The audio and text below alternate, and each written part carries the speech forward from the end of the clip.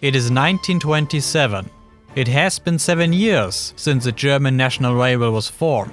But still, stations and goods yards had to rely on old state railway designs for shunting, many of them dating back to the 19th century. But that was about to change by a very confident new locomotive. So confident, in fact, that serial production started without having built and tested a single prototype. When in 1920 the former German state railways merged to form the Deutsche Reichsbahn, the German National Railway, the heterogeneity of the inherited locomotive types was especially obvious among shunting locomotives.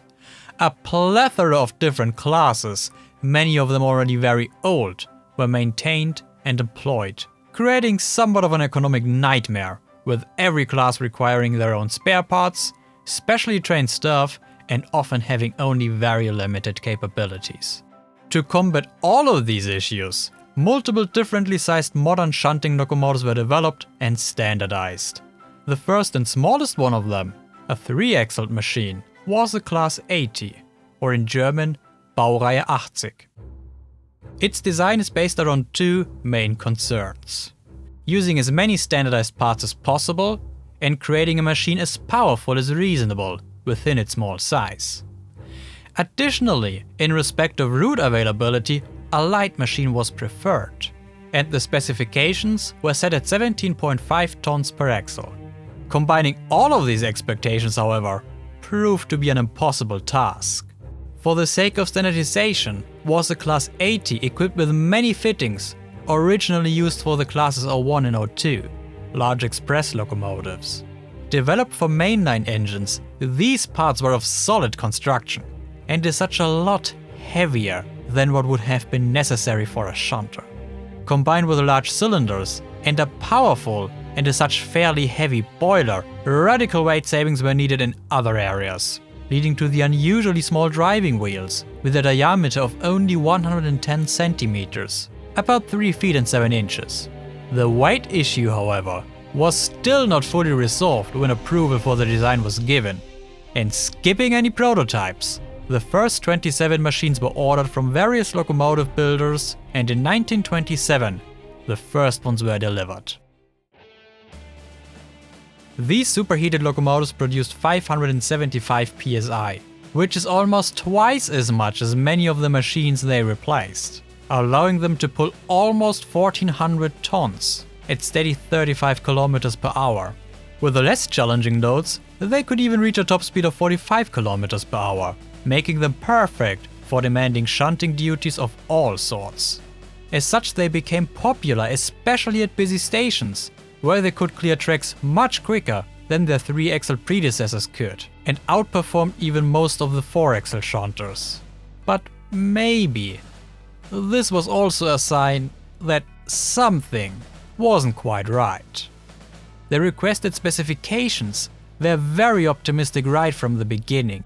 The locomotive industry struggled to develop a machine so powerful without exceeding the predetermined axle load of just 17.5 tons. And while at last the numbers matched up on paper, it's only there where they did. The build machines had a factual axle load of up to 19 tons and more.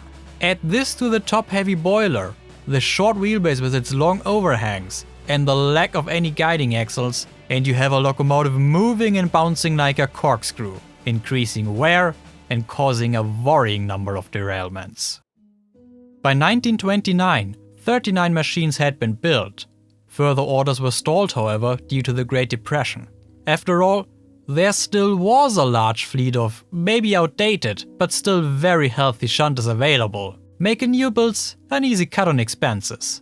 And when in the mid-1930s construction of new shunters resumed, enough experience had been gathered to realize the Class 80 was the wrong path to begin with, and a simpler and lighter machine was needed instead.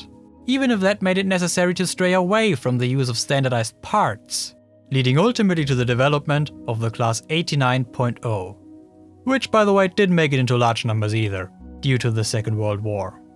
Not that the Class 80 was an inherently bad design. After all, it was incredibly powerful and is such a favorite amongst crews. But it was too complex and too heavy for what it was intended to do. As such, the standard could never fulfill its role of being a standard. After the war, 22 machines remained in the eastern part of Germany, with the other 17 belonging to the western zones, splitting them up into even smaller groups. Due to their small number, and with the advent of far more economic diesel shunters, they were in both parts of Germany withdrawn in the 1960s. Their immense pulling power, however, made them perfect for industrial use. And it's there where many of them saw a second life. Most notably the West German mining operation Ruhrkohle AG, which kept them in service right until 1977, the end of steam in West Germany, and therefore played a key role in saving 5 of the 7 machines that still exist today. A staggering number, considering only 39 were ever built. And surely also the reason the Class 80 became an icon as the German shunting locomotive. It never actually was.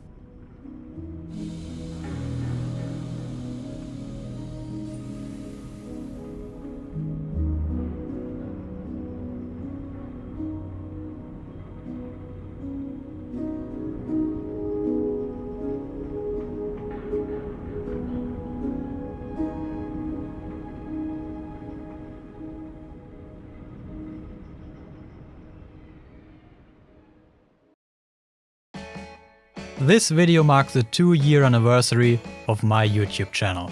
And in fact, it was a remake of my very first video.